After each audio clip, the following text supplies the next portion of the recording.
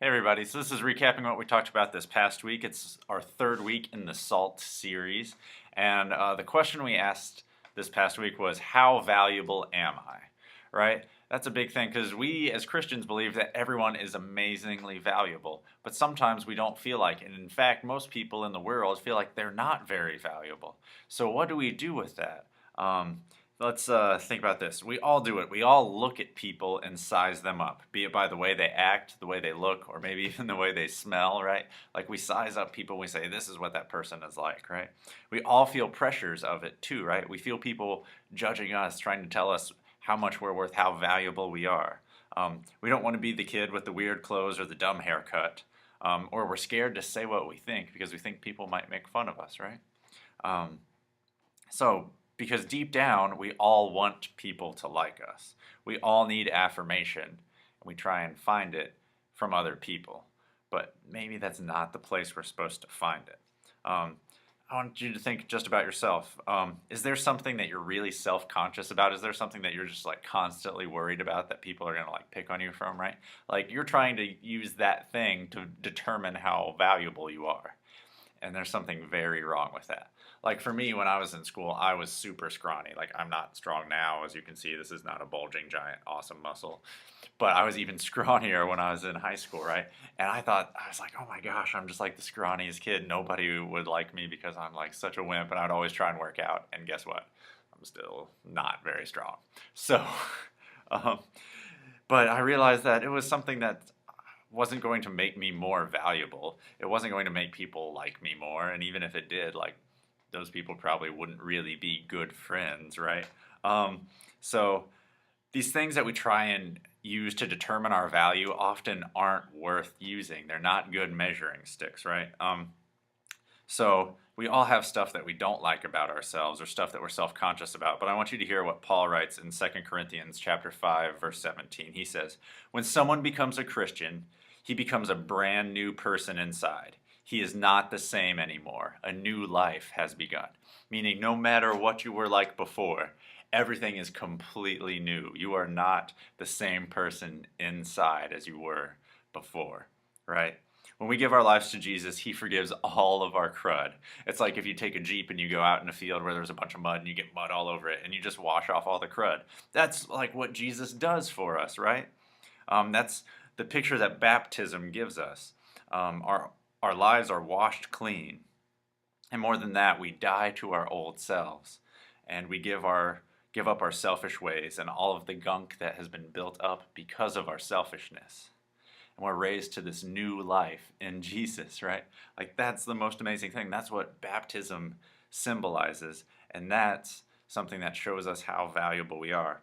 But we're not just valuable because of that. Like I want you to think about our laws even. Like it's a really bad thing to kill people. And everyone believes that.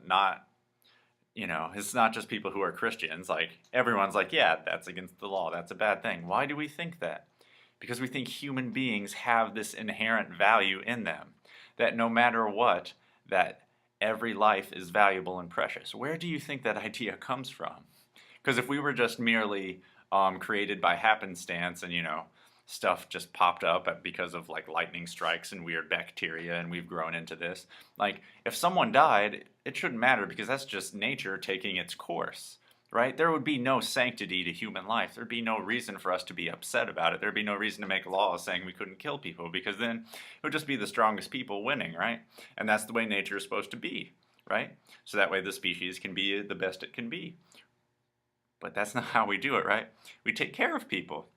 We don't just like throw old people off a cliff. No, we take care of them when they get old, right?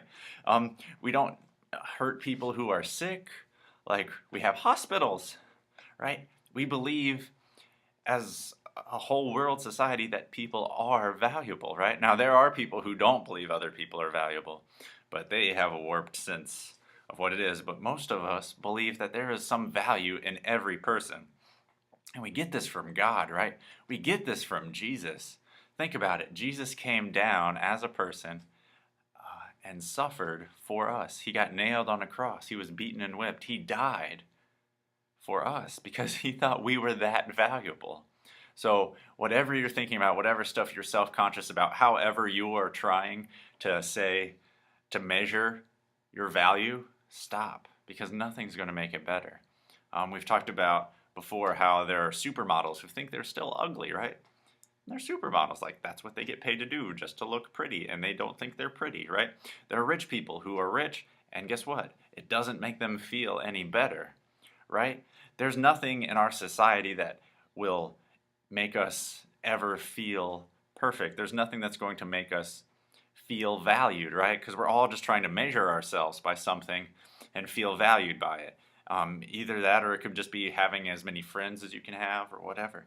But guess what? The only thing that's going to fill that hole is God, because he made us to be in relationship with him. And if we're not in a relationship with him, there's nothing that's going to fit in that spot, right? Like it's like if you're putting together like some kind of toy or something for like your little brother or sister. Like if you don't have the right size screw to put in there, it's not going to fit. You can't just take like another giant screw and like put it in there. The toy's not going to work, right?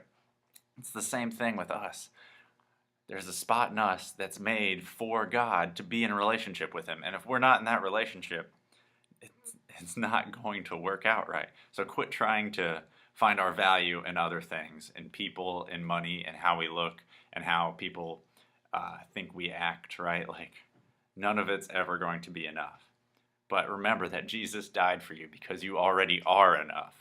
Not because you're going to be someday, but because you already are enough for him. He loved you enough to die for you. But he came back to life so we can have new life. He shows us what that's like. And Paul writes this in Philippians chapter 4. He says, I have put aside all else, counting it worth less than nothing, in order that I can have Christ and become one with him. And here's the best part. No longer counting on being saved by being good enough or by obeying God's laws, but by trusting Christ to save me. This isn't about us doing something to earn God's love or value from him. Jesus died for us no matter what already. Christ already saves us. All we have to do is accept it, right? For God's way of making us right with himself depends on faith, counting on Christ alone, nothing else. Remember, here's Paul saying, I no longer count on being saved by being good enough or by obeying God's laws. That doesn't mean we don't obey God's laws, because if you love someone, you want to do what pleases them and makes them happy. But at the same time, that's not what makes us saved. So when you mess up, that doesn't mean God hates you and you're not saved anymore, right? He still loves you. He wants to help you learn how to not do that thing, but he doesn't hate you, right? So remember that. We can't find our value in anything except Jesus. And Jesus said, we're good enough, right? by being on that cross. He says that you are worthy and he loves you. So if you've never done it before, accept that gift. It's an amazing thing. You don't have to carry around guilt or shame. You can be a new person. So I just pray that if any of you guys haven't done that, that you would consider that. Start asking some questions about it if you want to know more what that looks like, because I know that sounds kind of weird, but it's the truth. There's that thing in us, and only God can fill it. He's the only one who can give us the affirmation that our soul longs for. Love you guys. Have an awesome week.